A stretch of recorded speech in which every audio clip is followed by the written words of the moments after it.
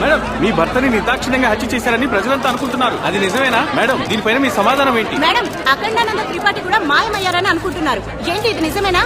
అది నిజం కాకపోతే వారు తమ పుత్రుడి అంత్యక్రియలకు ఎందుకు రాలేదు? మంత్రి గారు, ఇదంతా గ్యాంగ్ వార్ ఫలితమేనంటారా? మేడం, మీలాంటి వాళ్ళ విషయంలోనే ఇలా జరిగిందంటే రాష్ట్ర ప్రజలకు రక్షణ ఎలా ఇవ్వగలరు? దీనికి మీ సమాధానం చెప్పండి మేడం.